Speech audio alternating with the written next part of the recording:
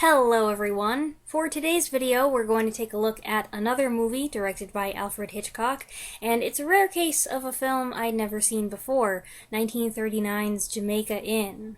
This one stars Charles Laughton, Maureen Fitzsimons making her debut as Maureen O'Hara, and Robert Newton, and is based on a Daphne du Maurier novel of the same name set in the early 19th century.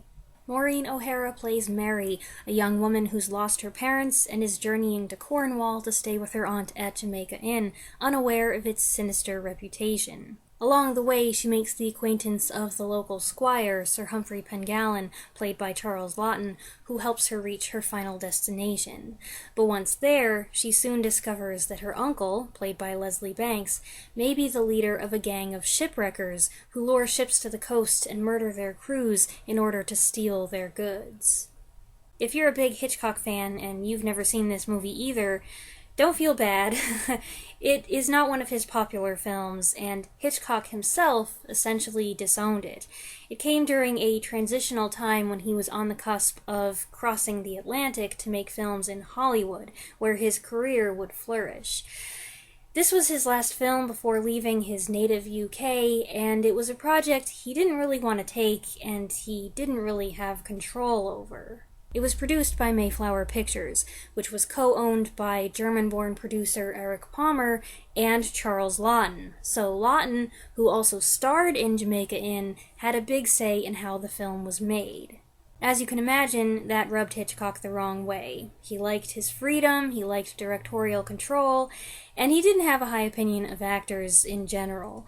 So he was already frustrated at this point in his career, and this situation didn't help. How involved in the filmmaking process Hitchcock actually was is unclear. Certainly Jamaica Inn lacks significant Hitchcock trademarks. It's also a rare period film, and while it is a crime drama, it has a different look and feel from the thrillers he made before and after, including the two great films it's sandwiched between 1938's The Lady Vanishes and 1940's Rebecca. All that said, it's not a bad film by any means. This was a first-time viewing for both my parents and me, and we all agreed that it was an entertaining movie. Maureen O'Hara plays a plucky, likable heroine, and there are plenty of twists. This was the first of 3 films Hitchcock made based on Daphne du Maurier works, the others being Rebecca in 1940 and The Birds in 1963. The Cornwall setting is a dead giveaway that it's du Maurier, not that everything she wrote was set there, but a lot of it was. She did enjoy what he accomplished with Rebecca, but reportedly she did not like this adaptation of Jamaica Inn. She did not care for all the changes made, which rendered her story practically unrecognizable. I can't talk about those changes, though, because I haven't read Jamaica Inn. I've read a few Daphne du Maurier books, but not that one. I meant to read it before seeing the movie, but I didn't. You know, it's not unlike a typical Hitchcock film in that there's a lot of subtext and suggestive dialogue, at least by 1939 standards.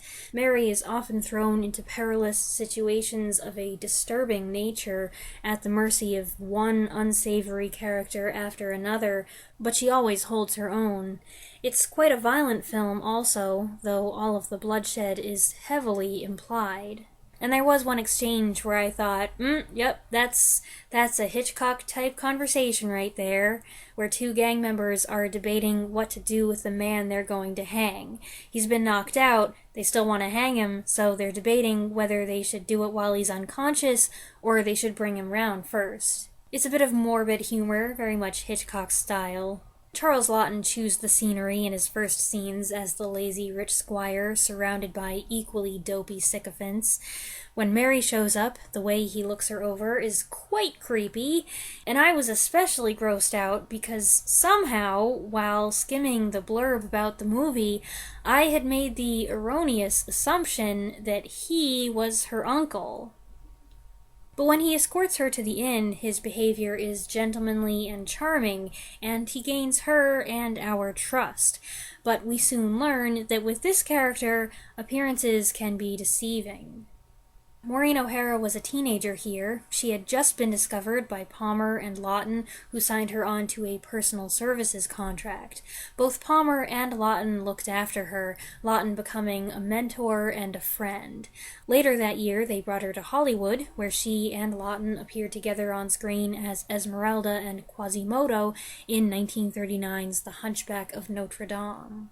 Playing the heroic leading man, Traherne, is Robert Newton. Mary saves Traherne from being hanged and helps him escape, and it's when his true identity is revealed and the plot thickens that I felt the film really picked up speed. I had a vague feeling this actor looked familiar, but I couldn't place him, so afterward I looked him up. Turns out Robert Newton was a very popular British star in the 40s and early 50s. He took a break from acting shortly after making Jamaica Inn to serve in the Royal Navy during the war, but he returned to the screen in 43 and became an icon several years later, playing Long John Silver in the 1950 Disney adaptation of Treasure Island and Blackbeard in 1952's Blackbeard the Pirate. He then returned as Long John Silver in a 1954 sequel and in a follow-up TV series. He died prematurely of a heart attack in 1956. Otherwise, I dare say he might have continued to play pirates. He was a Cornwall native who exaggerated his own accent to create that now famous pirate speech pattern, the one everyone imitates.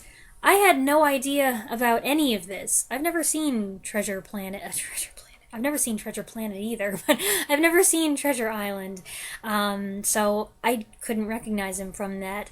But now that I know all of this, I find it pretty interesting that one of his earliest lead roles, playing an undercover member of a shipwrecking gang in Cornwall, is kind of a precursor to what would become his legacy. Other actors in supporting roles include Marinée as Aunt Patience, a sad drudge treated like a slave by her husband, to whom she remains loyal despite his wandering eye. The familiar faces of Mervyn Johns and Basil Radford make brief appearances, and as conniving gang boss Uncle Joss, Leslie Banks is very unappealing. But Lawton's Sir Humphrey is really the star of the show, a two-sided character, a bit like the Scarlet Pimpernel, if the Scarlet Pimpernel was bad. As squire and local magistrate, his public image is that of a buffoon in loud clothes. But then he drops that pleasant dumbbell act to reveal a corrupt, duplicitous nature. He's a classist who sees any man with less money than him as subhuman, and as far as Mary's concerned, he's in competition with Joss for who can be the bigger creep. He does have some good, twisted lines, though. There was one I especially liked where he says, when the brains are out, the body dies. Might I remind you that you and your friends are only the carcass. The brain is here. On paper, I might have thought that Charles Laughton and Alfred Hitchcock would make a good team. Laughton did 2 movies that usually appear on those "if you like Hitchcock movies, you might also like this" lists. His sole directing effort was 1955's The Night of the Hunter, and he starred in 1957's Witness for the Prosecution, the Agatha Christie courtroom drama. Based on that, I'd have imagined him to be a natural candidate for more Hitchcock movies, but I guess they were both too strong-willed to be a productive pairing. Some of the acting is theatrical, and there are a few moments in the story I found a little annoying. These mainly concerned abrupt turnarounds on the part of the 2 principal female characters that I didn't find credible. They adopt some attitudes that are contradictory and momentarily make things inconvenient for the good guys. But it's hardly a bad film, despite what some people may say. I enjoyed it. It's not one of Hitchcock's best or even better films, but as I've said before, the competition is stiff. Since it doesn't really have any of his trademarks, you could watch it and not have any clue that it's part of his filmography. It's not one I would recommend for anybody just starting to get into Hitchcock movies and learn what they're all about, but it's a decent film on its own. Had it been made by another director, it could have been a career highlight. I think what you get out of it largely depends on what you're looking for going into it. I hope you enjoyed this review. Let me know what you think of Jamaica Inn if you have seen it in the comments below, and I'll be back next week with another video. Thanks for watching.